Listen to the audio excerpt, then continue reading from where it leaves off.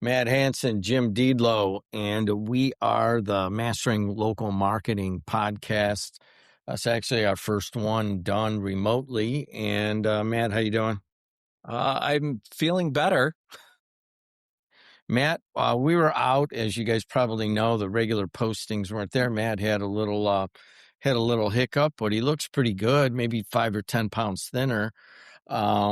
And we're glad that you're healthy and that you're with us right now. Wow, it must have been you're giving me 5 to 10 pounds. I'm gonna take the 16 that I'm down in just 2 weeks. So obviously we've had a little bit of a medical hiccup, so I apologize for the scheduling and not getting shows out as fast as possible. But health comes first, everybody. Matt, there's a lot that we want to catch up on. I mean, we are certainly here and, going into May of 2025 are in one of the biggest digital revolutions that there ever has been, even almost more than the internet at some point, as AI is kind of coming in and a lot is changing. But we're specifically talking to the small and medium-sized business. We may step a little bit out of marketing today, but really, before we go into these specific topics, you and I and Claudia Mish, who works out at also a professor, we had a long talk yesterday about the AI that is coming into the small and medium-sized business and the different attitudes that are towards the AI, but some are very accepting and want to use it and everything, just like you and kind of like me. Uh-huh. And then there are some that don't want to use it at all, and they think they're going to run it out and just it's kind of a fad. Can you reiterate just your general thoughts about how a small and medium-sized business should be thinking about AI in general? It's funny that you bring this up today because I was reading an article earlier this morning about how small businesses, how people in marketing just feel exhausted right now. And AI is supposed to speed things up, to make things easier, but we feel, and I feel the same exact way, that you have so many more abilities right now to do things, so many more tools, but the biggest thing about it is it's coming at you like a fire hose. So I feel like everyone that I talk to wants to implement things, wants to learn things, wants to simplify, wants to build systems, all these different things. But the problem that they're having with it is they're overwhelmed. And I think, you and I have had this conversation. We kind of had the conversation yesterday with Claudia that there's so many things happening right now. There's so many new tools that are being introduced, evolved. They're adding new features. You've got competing different models and all this other stuff that we just don't know how to use them all right. And that's fine. I think that's the hardest part. Everybody wants to be told how to do something. And I think we have to go back. I mean, you and I are old enough to realize that when the internet came into creation, everyone jumped on board. There were all kinds of things, from the financial industry. We know how that went. Valuations and all this other stuff went crazy. But there had to be a pullback. And I think what's going to happen with AI is we're all learning these different things and we're trying to understand what's going on. But the problem is it's happening so fast that we can't keep up with it. So again, we've said this multiple times throughout the year. How do we get one tool? How do we get two tools that we really learn, that we start to understand and we play with, right? And we implement into our companies. And I think too many people are trying, and me included, I've done this as well. You're trying 5, 10 different versions of things, and you're trying to see what works best. And unless you're in this business, unless this is your full-time focus, you're not going to be able to keep up. So what you need to do is you really need to understand that I need to find one or two that I can implement, that I can learn, that I can become comfortable with. And I think what's going to actually end up happening over the next, call it 3 to 5 years, is you're going to get a pullback. Just like we had with the internet, where you have had 50 million search engines that were coming out. But when Google popped out, it had something kind of unique to it. It wasn't just populating results. It had kind of an algorithm that would pull in the, I don't want to get into it, but a variety of different things into it that made it a better search engine. So I think what we're seeing right now is a bunch of tools that are good. They're amazing because we've never seen anything like it before, but there's going to be one that pops out like a Google in the future that's going to be the go-to, right? And I think that's the interesting part to watch right now is nobody knows who it's going to be. When it first, when we're talking about large language models, when ChatGPT came out, everybody's like, oh, ChatGPT, now everybody's pushing over to Claude. And like, you're going to continue to get this because things are changing so rapidly. So what I'm saying is I think we're in that infancy right now where we don't know where it's going. We need to learn about it. But in the end, give it 3 to 5 years, I think it's all going to settle down and we're going to get like the next Google that everybody starts to gravitate towards, right? So Google owns roughly 80% of the search engine, 80 to 85% of the search engine traffic. They don't own it all, but what's going to be the AI components that we integrate that become the next Google in the future? I don't know what it is. Again, we're such infancy here. But if we just keep playing with it and we start to understand it, something's going to shake out because it doesn't matter in marketing. There's always 3 players. There's always a top, there's a middle, and then there's one that's bringing up the rear. And when I talk about search engines, it's Google, it's Bing, and it's Yahoo, right? So it doesn't matter if I'm talking about soft drinks, it's Coca-Cola, it's Dr. Pepper, and it's Pepsi at this point. There's been a shift there. But that's what I mean by this. I think that's where we're heading. And I think even if you don't understand them all, you're okay, right? Like you don't understand everything. I don't understand everything. I'm looking forward to this summer to really kind of sit down and learn a lot more about these types of things. But I think if you're a small business, don't worry about it. Something's going to pop out of this. You're going to get some guidance in the future, but just learn a little bit at a time. And I think you'll be better off than those that are just ignoring it. So are you telling the small to medium-sized business to wait? I'm telling them to keep their ear on the train track, right? So understand what's coming.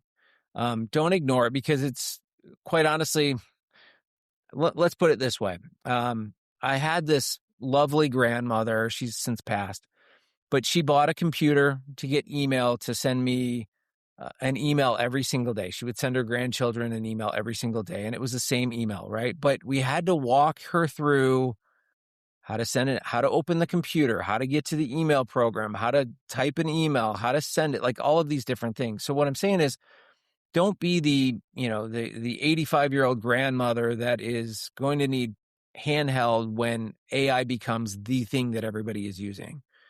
Understand the capabilities of what it can do. Even if you don't necessarily know how to use it, understand what it can and can't do and where it's heading, because once it gets here, you'll know where to go. So I guess as a small to medium-sized business, I have a slightly different focus on how to implement the AI tools. First of all, I was exposed kind of early, maybe 18 months ago, when my son-in-law, who works for Big Data, they had a grandkid for us, and he was home, and he's just going at AI, and he wrote us a program that we still use today. It wasn't really a program, it's just an agent. And he's like, hey, man, you got to start looking at putting this into your business. Whatever little bits there are to use into your business. And so I kind of look at it like when I talk to young students at Purdue and other high schools or colleges or just recent grads, I get the feeling that as soon as the idea of using AI comes up, it's a big moral argument about I don't want to cost the jobs for my generation is kind of a big one. You're in that right now. And, we come back as like, hey, someone's got to run AI and, better be you than, somebody else. and run the systems. You and I are big systems guys. Mhm. So what I've kind of taken the tack of is there's little bits you can shave off of AI that will help your business. Just little bits. Yeah. I'm not involved in the moral argument. I'm not involved in like changing my whole business to an AI agent to compete with Chat GPT. I'm talking about specific tasks that people have made a lot easier. Specifically, it's like a lot of graphics. Making a pitch deck, Gamma is amazing.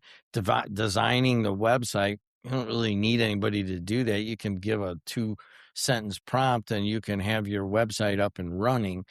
And there are so many information related things or editing an audio clip used to take forever for us to like suck out a wind sound, you know what I mean? And now the software's got, or not software, the AI's gotten so good, it'll pull the wind sound out. All these specific tasks I'm okay with. I'm not going to an AI system. And to me, that would be I guess, the one advice I would give to the small to medium-sized business. Look at little things. Oh, gosh, I wish this could be done. And then look, go out there, and there's probably somebody doing it. What do you think of that advice?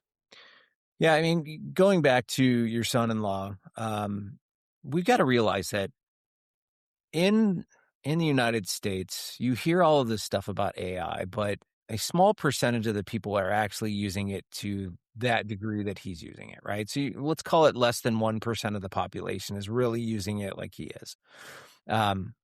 You are using it because you know somebody that can help implement, has taught you these things, right? So I think, I'm using it because I've been introduced to it. I'm sharing it with my students. I've got a student currently in my class that uses AI for pretty much all of his homework, and I've given him the green light for it. And it's funny because we were having this conversation yesterday that some professors will tell you, no, don't let them use it. And I'm sitting here going, listen, you're going into marketing. If you can utilize AI to generate what you need it to generate, and it is quality and exactly what you're trying to get across, 100% go for it, right? So, he is kind of that 1% of college students that can do that. And I think he's an engineer by major. When it comes to implementing it into small and medium-sized businesses, we were talking before we got on how many emails you have unread in your inbox. Could you create some kind of AI program agent that goes in and goes through that and gets rid of stuff? So if it's promotional in nature, it deletes it. If it's if it's from contacts that aren't in your contacts, can it delete all of it? Great. If it's from LinkedIn, can it delete that? You're like, if there's a unsubscribe link in the email, can it delete all of those? I mean, we could probably set up an agent that would clean up your inbox instantly to get it down to, we'll call it 20 or 30, right?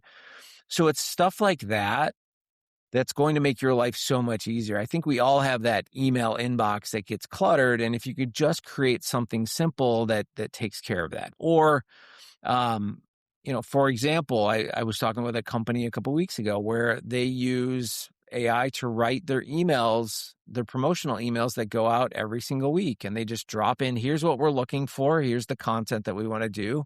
You already know us, and this is what we're going to discuss this week. And it literally creates the code and they drop it into the email service provider and out it goes. So I think there's problems with small businesses, right? So time is of the essence.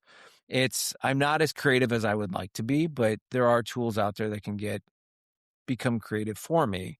You mentioned graphics, for example. I mean, the graphics that you can create just by one single prompt at this point are amazing. And I know a lot of people they call it AI graphics, but I call it ChatGPT, like one-off graphics, right? You get that kind of same look and feel. But if you know some of the platforms to use, you can actually get some amazing graphics coming out that, I've been designing for 20 years and would take me probably a day to design, and it does it in 5 minutes. So, if you're looking to save time, which we're all trying to save time, and, again, I joke that going through some of the health things that I've been going through lately, I'm like, all right, let's save more time because, how long we have on this planet, and we put so much effort into our businesses that we've got to be efficient with that. So find what works for you, listen for the buzzwords of going, I would love to implement that, and then just write that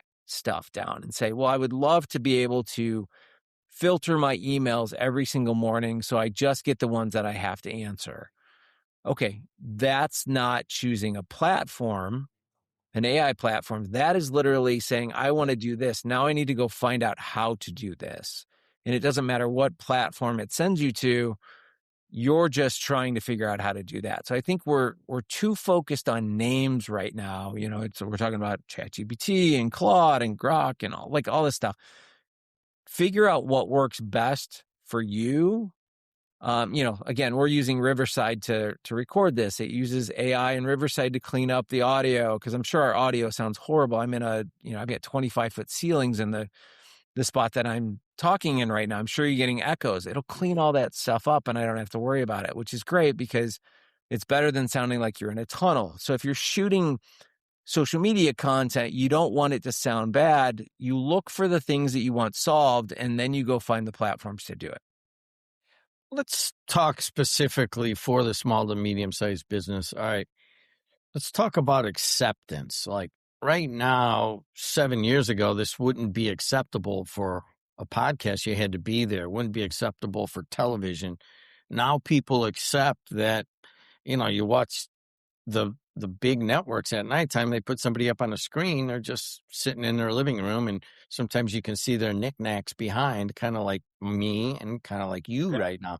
So that acceptance has changed, and quite frankly, it's made it a lot easier. And I have a feeling we're going to do more of these, partly because I don't want to drive down to my studios, and you don't want, it's even further for you. Right. But the other thing is, like you talked about, like some of those graphics and the creation of graphics for, say, your marketing material or your website for your HVAC, for your accounting firm, for your bicycle repair shop, whatever it might be, you got to create all of this. And in the past, you had to spend thousands of dollars to get a logo, to get your website developed, to get the graphics to go into that website, to get the organization, to get the forms, all that stuff. That's all right now, a 1 or 2 seconds sentence prompt. Mm-hmm. So I guess my point on this is that I too have spent a lot of time going into AI and trying to get the right graphic when honestly I realized that it's the story, not the graphic, and that you got to get the story right. And anybody looking to buy from you or, buy your service or product, honestly, a lot of times they don't really care, that, there's an acceptance level of using that Chat GPT type graphic or that very inexpensively designed graphic. Do you agree with that? Yeah, you're not dealing with Fortune 500 companies, and there's a certain expectation. So, for example, when Coca-Cola did their AI commercial, a lot of people said, wow, that's really neat that you could do all of that in AI, but there was a big, huge pushback. Like, oh, it's AI, it shouldn't be done in AI. But again, who cares, right? You're telling a story, you're telling a message, you're getting something out there. And I think from a small to medium-sized business, again, if your graphic is not perfect, people are going to understand you're a 1, 2, 3 person shop that's trying to produce content. They don't look at that and go, well, that's not up to Pepsi or Coca-Cola's quality, right? Like they're not going to do that. So there's a lot more acceptance when you're smaller. People realize that it just comes down to getting that message across, making sure it's clean. I think that's the biggest thing. I've got one client that I work with. I love him to death, but he says if he's paying for it to be printed, I don't want it white space. I want to put a product there. So, you got 50 million products on one single sheet of paper, but keep it clean, keep it efficient, tell the right story. It doesn't have to be perfect. I think people expect small and medium-sized businesses to have hiccups for it not to be perfect. It's an authenticity factor to it.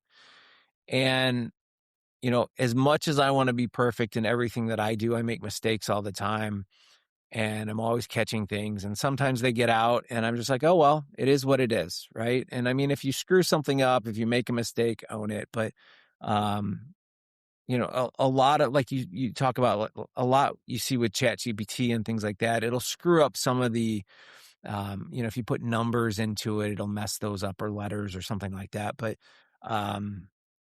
I think just from a graphical standpoint, would you rather spend a day designing something, or would you rather spend 2 minutes getting an image and telling the right story in your audio or your text? I think you'd rather do that.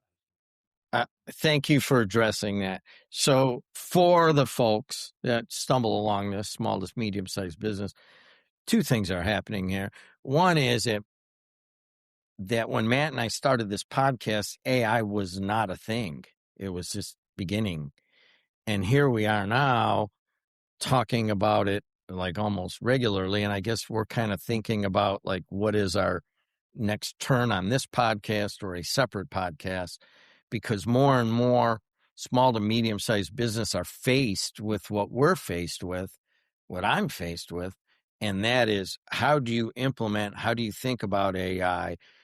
And, what are, these issues? It seems overwhelming. I can't even comprehend it. I get all that. And I'm there with you.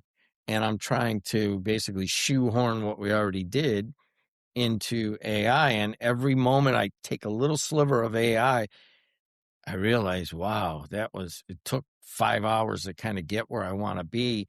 But now I got something. And, like just last night I was doing a pitch deck for somebody. And then I realized that it's the pitch deck that I could use for everybody. And AI did it for me. I had to go in and fix the story. But I'm like, wow, that took a long time. So we have that going on. And the second thing is just that, is that AI is going to create things that are not perfect. Uh-huh. You have to oversee them and you have to look at them. But if something gets by, don't freak out about it. I'll give you an example. One of the things I wanted to show was trust. So I said, hey, do me a thing where a man and a woman, give me an image where a man and a woman are shaking hands and they're doing a trust moment. And AI gave the man's right hand and the woman's right hand, but there was a little bit of her body showing or drawn in there behind it. So it looked like she was shaking with her left hand with everything turned around. And it looked like you couldn't physically do that unless you were born with your hands, sticking the other way. Yeah. That's the kind of stuff that would be something I'd look at and go, did this person even look at this? And you have to go, hey, can you turn that hand around? And that's all you had to do and then Gamma did that. That is the other part of what I would say as advice out of this segment is you still got to look at what it's producing, especially if it's doing your financials, especially if it's doing any regulatory for you. I know a guy who does audits, and he said, man, I used to go in and I'd have to take me forever to, the pump said this and here was the reading where it should be. Here's the range it should be in, blah, blah, blah. He goes, now I dump it into a spreadsheet. AI knows what the ranges are, and I do in 5 minutes what it used to take me 5 hours. And Yeah. I don't know what that says about America, but it says something. Well, you bring up a good point, right? So he's saving, what did that used to take him? A half hour, 40 minutes, right? No, it took him all day. He's supposed to gather the data, but the analysis took all day. Okay. So it takes him all day to do, let's call it one location, but which is now taking him 5 minutes. So maybe he's knocking out, let's call it 8 to 10 locations a day at this point with travel and everything else. There's two ways to look at this. The first is the fact that we can now be more efficient, right? We can move faster, and that's a good thing. The problem is we're human beings and we fill our time slot with more work. So it goes back to what we were talking initially is it feels like we're implementing these systems, but we're not getting anywhere. It feels like the work just keeps piling on, even though we're adding these systems into it. So I think as human beings, and I'm not a psychologist, but I think as human beings, we see a hole in our calendar and we're like, okay, let me fill that with something else. And you talk to somebody and you're like, oh, how's work going? Oh, I'm so busy. Everyone always wants to talk how they're busy, right? And I feel like as we free up some of those time slots by doing things faster, we start to backfill and put more work into there. So we don't feel like we're getting ahead. So we see things going faster, but I feel like we're actually adding more work to it. So it's funny. I say this because the last 2 weeks, with kind of going through some of this health stuff that I've been going through, I've started pulling back and I've realized that I was doing the exact same thing that I'm talking about right now, is that I'm backfilling because I'm speeding up the processes, right? And I'm not sure that's a good thing for us. So I think there's this back and forth that we have to go with where like I can speed up all of these things using these tools, but on the backside, what am I gaining, right? Am I gaining speed? Am I gaining time? Or am I gaining more work? That's really a question that I think we all have to ask ourselves. And in the last 2 weeks, with me stripping away the things that I was trying to add on top and just focusing on my health a little bit more, I've said, okay, let me not add this right now. Let me come back to this later. And I've got about 3 or 4 projects like that. And it's amazing because you see kind of the light of day. You're kind of going, I have some free time. I have more time to spend with my family. I can watch a movie, which I have not watched a movie in ages. So it's kind of like this internal battle that everyone is having right now. We can speed you up, but in the same sense, are you going to backfill it with more work? And that's not really taking away anything other than speeding you up. Yeah. I just remember being in college and they're talking about all of the automations of all the tasks. It means we're all going to have this like massive amount of leisure time, and that's going to be problematic for society. And what are people going to do with all the time that they have? This is that same moment. Oh, everybody's going to lose their job. And then, people that do have jobs, it's all going to be automated by AI. And, they're going to work an hour a day and they have all this time. And the reality is almost the exact opposite of that. And I can't explain it. I mean, you're trying to explain it, but I still think that the natural tendency to fill your time with work is kind of our American ethic, and it will probably prevail here in the end. Yep. Hey, we had no idea that was the direction we were going to go. Yeah. But we're up on time. Matt Hansen, this is Mastering Local Marketing. Thank you, as always. And until next time, we'll see you later.